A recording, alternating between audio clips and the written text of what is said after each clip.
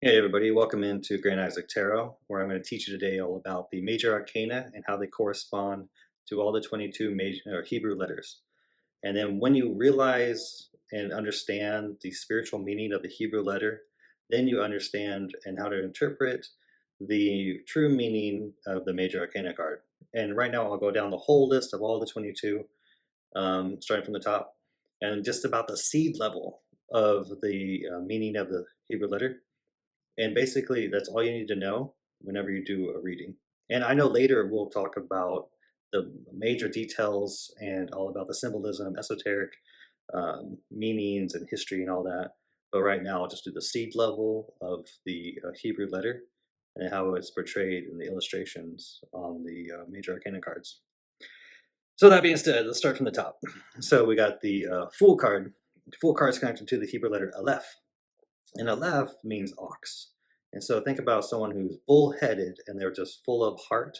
They have no brains and all heart, and they just go forward and they jump and leap without looking. And it could be like that old saying, like fools rush in. And the fool just, he has blind optimism. He doesn't worry about the consequences. He's just so full of heart and just following his heart. And he is so excited about jumping into a new journey, a new chapter into his life. A lot of times, people will suggest to the fool that they should do something, as someone who cares from the heart. That's why the fool never really does anything that he wants to do, because he's not thinking. He's just told what to do, and then he trusts the person and he follows his heart. Because the heart feels the person is being like unconditional love. And so the fool follows their lead. The next card is the Magician, which is connected to the Hebrew letter Bet, and Bet means house. And so you'll see the Magician standing under the huppah, and the huppah represents new house. And usually it's the newlyweds that get married underneath the huppah, and they start a new life and a new chapter in their new house. And that's when they start creating a family, creating work, and also a whole life together. So the Magician, he's in a new house, and he's starting to make magic happen for himself, and he has all the resources on his table that he needs to make that magic happen.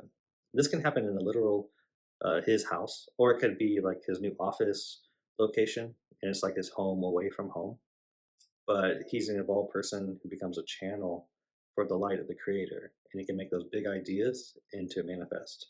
And this new version of himself is just something that no one's ever seen before. Kind of like he just like appears out of thin air, or like the concept of pulling a rabbit out of a hat, where it's like, well, we didn't see that side of this guy before. We didn't see that coming, and we're surprised, but we're pleasantly surprised, and we really like the new version of you. And this guy, his body is like a house for the light, and so he becomes a channel for the light, bringing the ideas down into the manifest and making it reality. The next card is the High Priestess. She's connected to the Hebrew letter Gamil, and Gamil means camel. And so the camel, the idea of that is that it's the only animal for the job. It's the perfect person for the job, and no one can do the job quite like it, just like the high priestess. You see, the camel, it sits on the ground all day and it drinks water, and it's preparing itself to be called upon to go take people through the long tours, because it's the only animal that can take people on these tours because it can retain all the water inside its belly.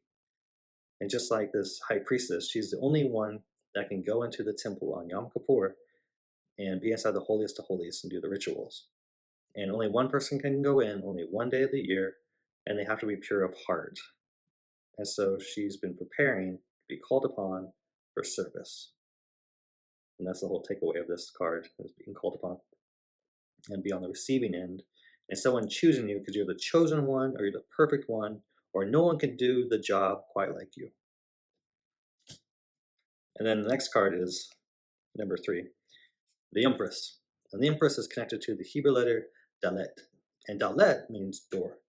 And it's the whole concept of having someone be impressed with you and then opening a door of opportunity and then wishing to produce your ideas or your projects that you've been working on. If you look at the high priestess, she's pregnant. She's been working on her project or her baby for 9 months, or even working on her crop for 9 months. And so now it's time to reap what she sowed or give birth to her baby. And then someone will see that they're impressed with her baby. And this baby can be even like a new job or a project like a book or a video or a movie or something you've been working on or a song lyrics or some sort of project that you've been working on, making, perfecting, and just waiting for it to be pristine before you can wow people and impress them so they'll buy your ideas, your concept, or just produce whatever you've been working on. And so this is the prosperity card. And so it's like a miracle, just like the miracle of birth. So someone will be impressed and someone will open that door of opportunity for you. And then the next card, number 4, is the emperor. And the emperor, he connects to the Hebrew letter Hey. And Hey means window. So this is the guy that's inside his little hut and he's looking out his window for opportunity to arrive. And then when it does come, he jumps on it without hesitation. So this is a guy who seizes the day and does not hesitate, and he holds really high standards. So he knows exactly what he's going for, and he doesn't settle for less. Sometimes it has a concept of I don't know it, but I'll know when I see it. Someone who doesn't settle and has high standards, and they seize the day without hesitation because they see that window of opportunity. And if you pass it up, it might just pass you up forever and never come back because windows of opportunity don't happen often. The next card, number 5, is the Hierophant. The Hierophant is connected to the Hebrew letter Vav. And Vav, it means nail or like a tent peg. And it's all about binding or connecting two things together and connecting them together permanently. And so this is someone who works with the law, works with church, which works with contracts, works with school institutions, all sort of institutions, and a lot of things where you'll have to sign your name on the contract in order for you to give up either your time or your energy, and then you'll do it for like a life of success or luxury. Kind of like if you wanted a car, you're going to sign for the car lease for 5 years, or if you wanted a home, you might sign a mortgage for 30 years, just because you know it's like an investment. So it's always a good thing, but it's just like it asks you to sacrifice just a little bit of yourself. What are you willing to do for a better life? Are you willing to sign the dotted line? And that's what the Hierophant helps you do. So it's always like a benefit and success. Anything with law, contracts, higher education, school, loans, anything like that, court systems. It's even marriage is a big card for that too, because you got to get a marriage license and it connects the two people together as one. It kind of marries you with everything. Marries you to your car, marries you to your job, marries you to your house, marries you to the land, stuff like that. Marries you to your children. Next card, the lovers. The lovers is connected to the Hebrew letter Zayin, which means sword. And the whole concept is sword of discernment. You see, this is Adam and Eve in the Garden of Eden. And God told them, don't eat from the tree of knowledge because you'll die.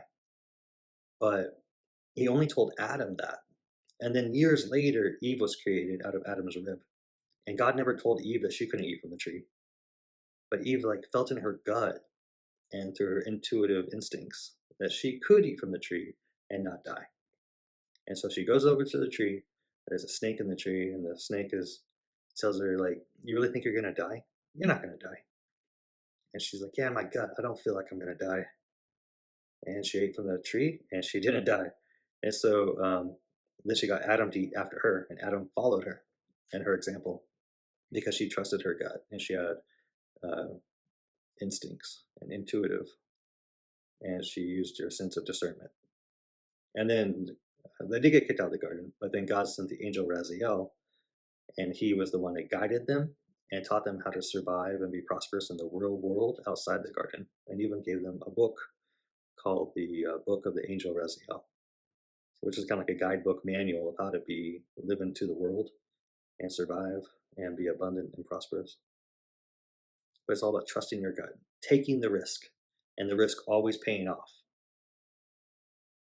And sometimes when someone tells you not to do something and you feel in your gut you should, or even when the snake told her that she should do it, And then it kind of like reassured her gut feelings that she should do it. But the snake is wise. Okay, the next card is the Chariot. The Chariot, number 7, connected to the Hebrew letter Het, and Het means fence. So it's all about the concept of coming outside your comfort zone. Come outside your shell. This card's also the Cancer card, so it's about cancers coming out of their shell and coming out of their comfort zones.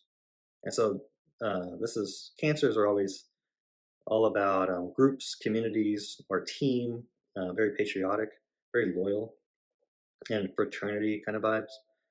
And so this guy, he wants to find his tribe. And so he needs to venture outside his comfort zone, outside of his house, and go find other like minded people that he feels connected to, like on an intellectual level, and perhaps even on a moral level. So this guy, he's a like a Freemason. He's been studying all the esoteric sciences, astrology, numerology, Kabbalah, all inside his castle walls. And now he's become an expert in his field. But now he needs to come outside of his field and go connect with other people that he can persuade and convince to join his secret society. So it's kind of like finding your tribe and your community and who you can trust. Because this guy during the Christian Crusades was a Freemason, which if you found out you were like that, you'd be burned at the stake. And so it's all about who you could trust and who was like minded and who you can network with. And so, yeah, the card basically is all about that. It's the only card that is the Chariot. It's the only like, vehicle. So it is traveling. But it's literally always shown about traveling outside your comfort zone, sometimes different locations, like on a vacation or a trip, but to go network and to go find your people, your tribe. Next card is the Strength, number 8. Strength card is connected to the Hebrew letter Teth, and Teth means coiled serpent. And the coiled serpent is it's like the Kundalini serpent that moves up and down your chakra system from the tailbone all the way up to your head. And when it's coiled, it's at the very bottom, near your tailbone. And so the tailbone is like your rock bottom. And so when you're at rock bottom, you got nowhere else to go but up. And so this lion has his tail stuck between his legs. So it's weak and feels depleted, feels defeated, and at its lowest. And the Virgin, she is all about giving second chances. And so she's like, you know what? We're all human and we all make mistakes.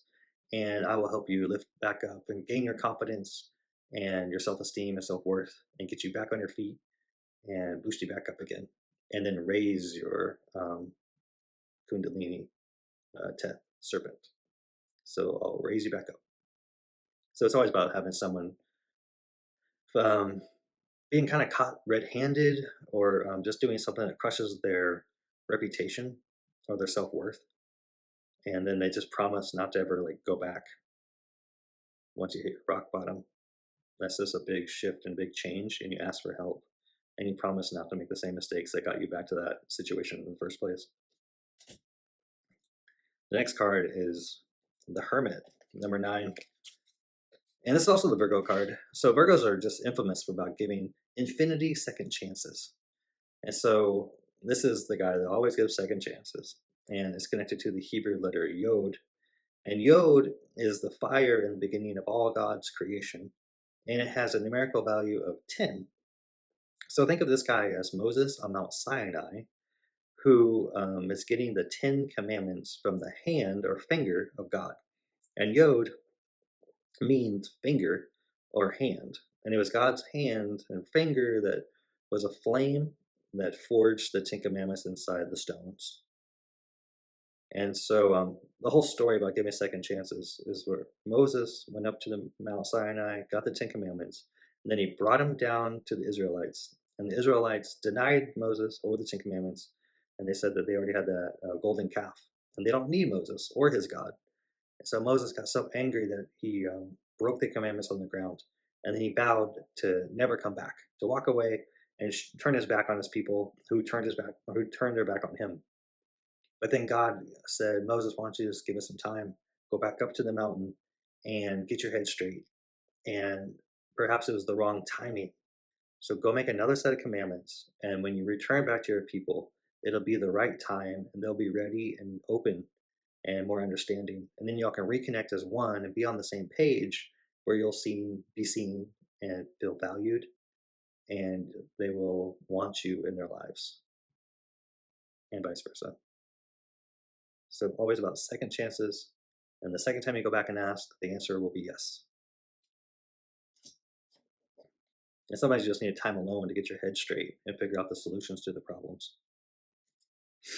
The next card is the Wheel of Fortune, number 10. Wheel of Fortune is connected to the Hebrew letter Kaf, and Kaf means palm of hand. It also means grip.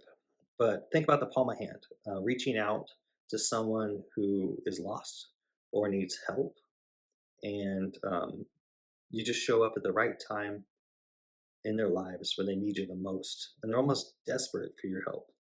So you reach out your hand and say, please take my hand and I'll lift you up and I'll give you life direction, or I'll teach you what you need to know to kind of give you like a heaven on earth vibe. And so all the symbols on this card are all about rising up and having people or objects help you rise up. It's normally through gnosis, and they teach you what you need to know to get your life back in the like in the more righteous living and more prosperous and abundant and expanding, and wealth and fortune as well comes along with that. And I'll show you one thing. The Anubis, or Anubis, is the Egyptian god of the underworld. Is that dog head creature?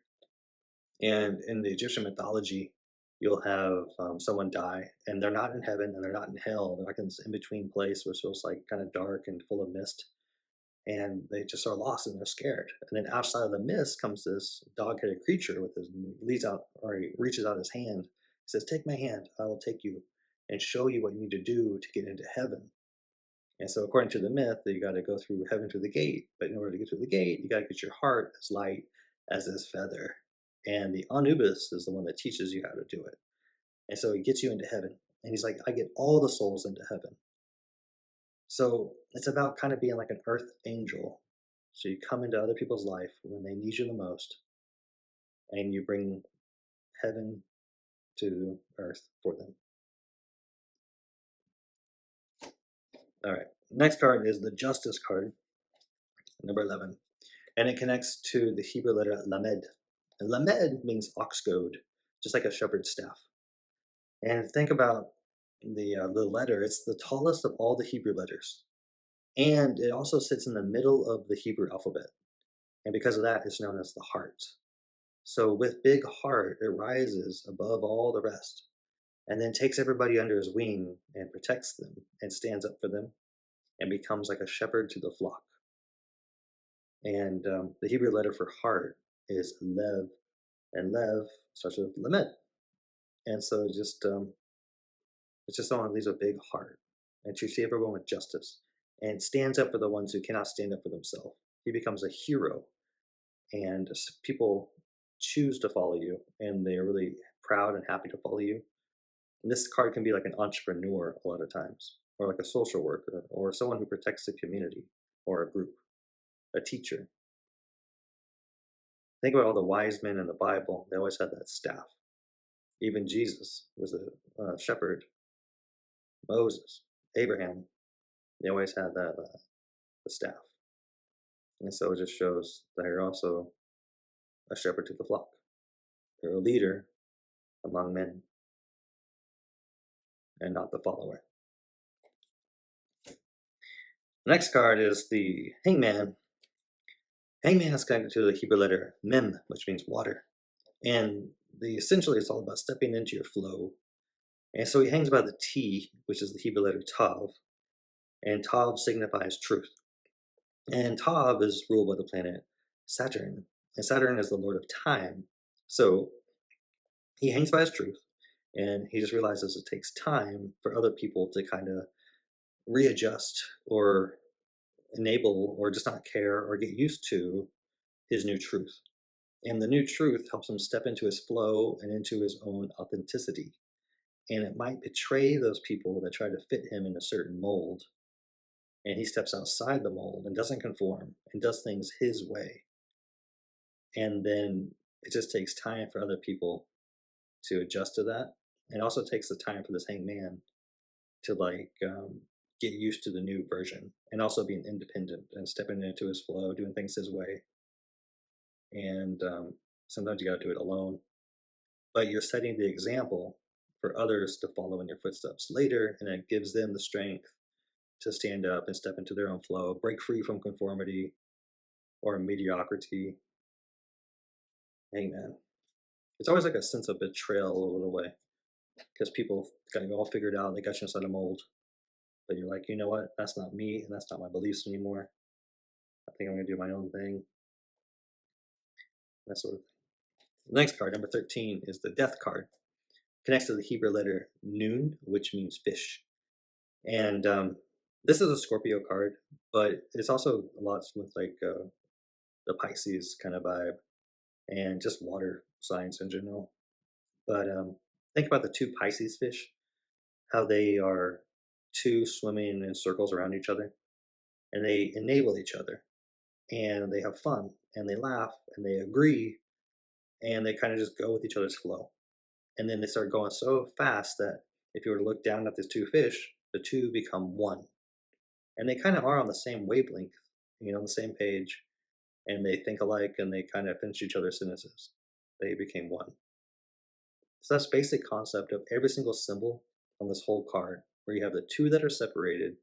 They decide to end the separation and reunite as one. And then they start a whole new chapter with optimism restored, love in their heart, new goals, and excited about the future together. And they also share control and be more enabling and more fun and agreeable, and work as a team. That's it in a nutshell. But also, there's so many symbols. Let's start with the Tudor rose. The Tudor rose at the very top is about these two royal families that after King Henry V died, who's down there with his crown, so he dies, and so the two royal families fight for the throne, and they fight for 32 years. And then on the 33rd year, they decided to just bury the hatchet and end the war and get married. And if they get married, then they can have equal control and equal share of the throne and of the land. And that's what they did. And so in the 33rd year, they got married, and it was peace in the land, and they would return back to love and harmony. And there was optimism restored for a better future. And what's kind of cool about the 33 is that it coincides with Jesus Christ, who dies at 33. And on that day, he returns to the Father, and they become one again. Because Jesus was on earth, and the Father was in heaven, and they were separated. But then the two that were separated, they end the separation, and they rejoin as one. And this is one of the deeper cards, but all the symbols on there are all about that whole concept. And the next card is number 14, and this is the Temperance. Temperance, it connects to the Hebrew letter Samek. And Samek means support, or to prop up. And it's the angel of the Lord that supported the Israelites as they traveled and escaped out of Egypt and then into the wilderness along their way to the Promised Land, or to Mount Sinai, which you see in the back right here. It's pretty cool because in the Bible, in Exodus 14, it's the whole story of the angel of the Lord helping the Israelites cross the Red Sea, or also known in the Hebrew Bible as the Sea of Reeds. And that's why you see reeds with the yellow iris. And then the angel of the Lord, who dips his toe inside the water, parts the Sea of Reeds, and then the Israelites can go on that path through the wilderness that leads up to Mount Sinai. And that's where you see the big old sun. So it's always about leaving one location and then going into a new one and having to start over, pick up the pieces, and get your life back in order. But you're going into a new situation where your life is going to be more fulfilling than the last place, and also where you're kind of more aligned with your destiny. And it could be showing how your angels or someone looking after you will be there along the whole way, and you will be protected in this transitional phase, which could be a little scary and stressful, but it just shows how the angel will be there as you move from one location to the next one.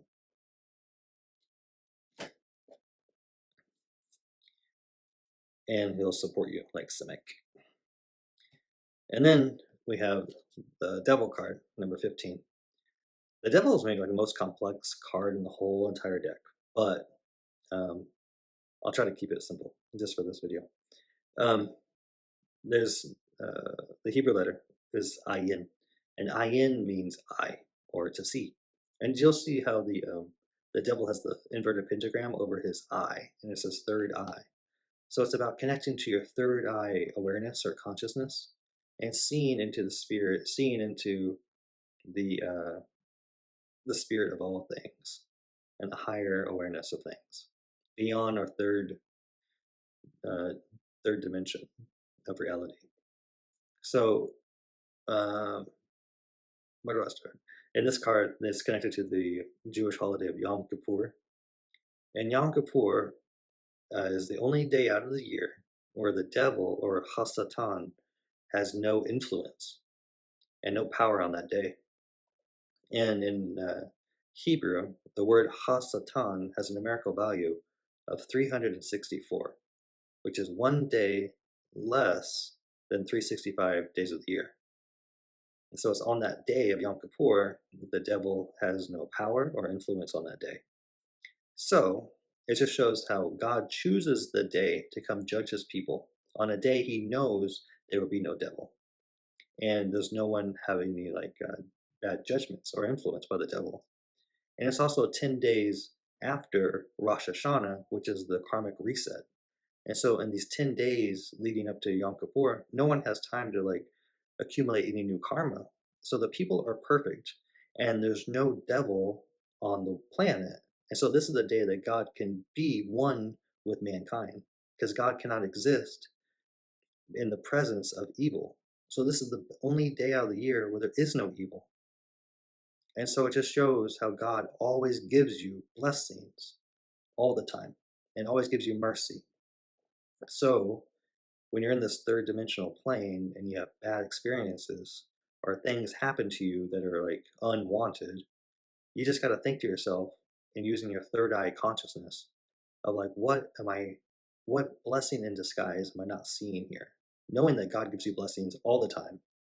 So when it doesn't appear as a blessing, it's not like it isn't a blessing. It's just up to you to figure out what the blessing is.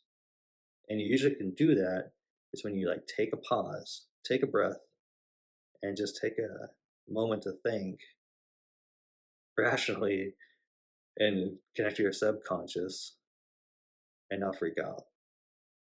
And then usually the solutions come, or you start to see how everything works out for a reason. And it was just a blessing in disguise. All right, that's it in a nutshell. So the next card is the Tower card, and the Tower card connects to the Hebrew letter Pei. Pei means mouth.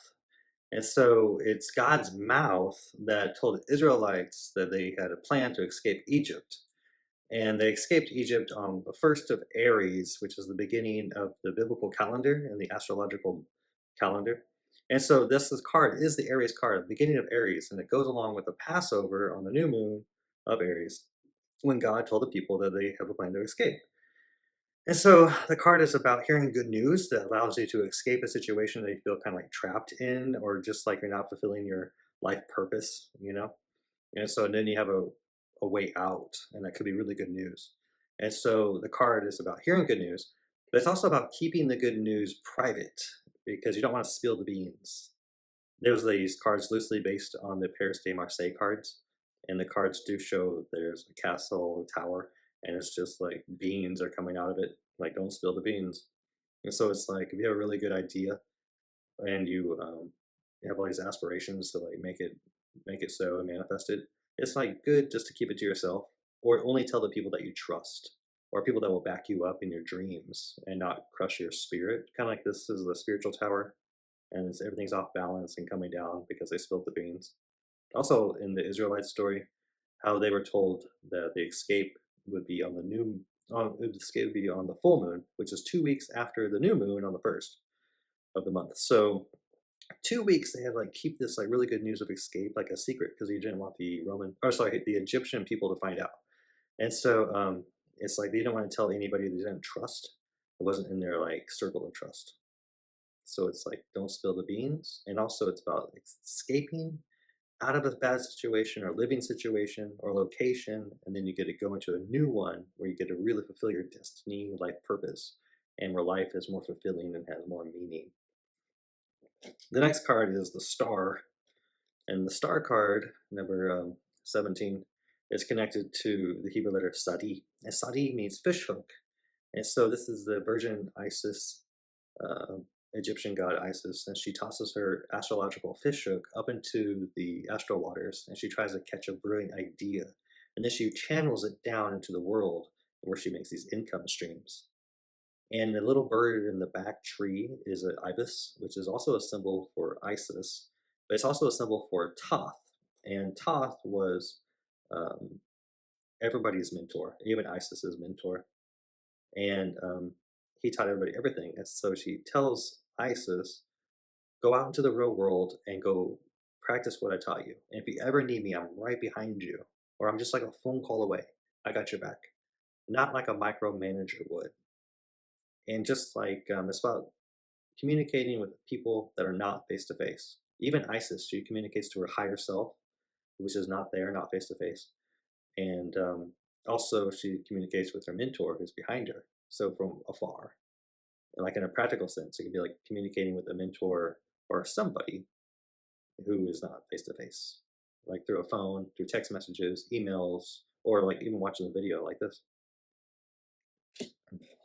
The next card is the moon card, and the moon card connects to the Hebrew letter Kuf. Kuf in the Hebrew Bible, Kuf is monkey, and monkeys follow. Monkey see, monkey do, and even Kuf it relates to the back of the head, and so the back of the head follows wherever the eyes go. And the card depicts a solar eclipse, and a solar eclipse it happens every 18 months somewhere in the world, and that's whenever it only happens during a new moon, so it's like a new moon card. But that moon, it goes around the ecliptic and it follows the sun. And eventually they sync up as one and there's an eclipse. So it's the whole concept of following the light. And so this is the hermit in the moon, and he's the yod, which is the fire flame. And so it's like a light. And he is a channel for the light of God and teaches people the new way of living and the right way of living. And so it's about you following somebody who has been there and done that, and it will help you along your path of life. And then later, you could become somebody who other people follow in your footsteps as you are like the example, just like the Moses or the mentor. But it's all about following, basically. The next card is the sun. The sun card connects to the Hebrew letter Resh. And Resh is like Rosh, and it means head. And it connects to the Hebrew letter, or sorry, the Jewish holiday of Rosh Hashanah. And it's the head of the year, which is like the new year. And is during this time, it is a time where your karmic past sins of the last year get reset. And you start out a whole new year with a fresh, clean slate. Just like the Jesus who is reborn and he starts out new. And he reveals his light. And so it's a new year, new me vibes, and you get to be yourself and your authenticity. And you just don't care about what other people think or judge. And you just be you. And no more excuses and no more fear. And you just radiate brilliance and talent. And you show the whole world. And you set the example. And then if you also look at the sun, it has 21 rays, but next to the Roman numeral 19, there's a black squiggly line, which is the Hebrew letter Lamed. And Lamed is connects to Libra. And Libra is in the center of the zodiac. And Lamed is the center of the Hebrew alphabet. That's why it's on the top center of these 21 rays. But with the Lamed, you get 22 rays, just like the 22 Hebrew letters in the alphabet. And Rosh Hashanah always happens in the month of Libra. All right, the next card is the Judgment card. And Judgment connects to the Hebrew letter Shin. Shin is the first letter in the word Shubah, which means return. And it's similar to like Teshuvah, which means repentance. So you return back to things and repent, and you make a confession, and you want to redeem yourself and squash the past so you can kind of just have one more last chance to like reconnect to people that you've had a falling out with, and just kind of like come full circle, start over. And we're a bigger man, a bigger person, and stronger now, and we've learned a lot.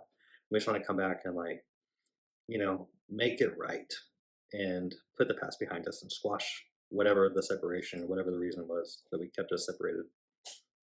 And the angel Gabriel is here lifting up the all the dead people and rising them back up from their graves because Jesus Christ has come back for the second coming. And so people have one more chance to redeem themselves and promise that they will change so they can return back to God in heaven. And then the last card is the world card. And the world card connects to the Hebrew letter Tav. And Tav signifies truth. And the card is always about where someone sees your truth and then they want to see your potential and they give you a new job that they know you can handle and they'll train you and they pass the torch on to you. And then it's because someone has just recently left that job for whatever reason and now they need someone to fill that spot and they know and they see your potential and they know that you've proven yourself and they know you can do it and they try to boost your potential and you like really put your mark on the world in this new position. And even furthermore, the symbols on the four corners of the card are the four faces of God that Ezekiel saw in his vision whenever God lifted him up into heaven, because God saw Ezekiel and he said that you're doing really good on the earth and you're becoming like the perfect man, and I need you to come work with me and become one of my angels. And so in the vision, Ezekiel got lifted up and he saw God on his throne, and God was surrounded with like 1,000 angels. And God was like, I need you to come work for me. I know it's a little like overwhelming and maybe like something you feel like you can't do, but I know you can do it.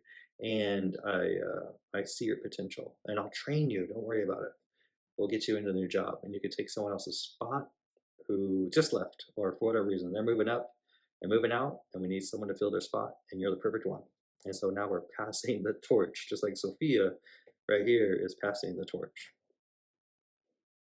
All right. Well, that's it. Well, thank you for sitting through all this, and I appreciate you. And that finishes the whole like Hebrew letter as far as like that nutshell key message that the card like conveys. And then later we'll go into deeper about every single card into full detail about all the symbols and all the meanings of the everything. The gematria, we count certain symbols inside the cards, the Hebrew letters, the colors, and esoteric history, and all about that. All right. Well, thank you.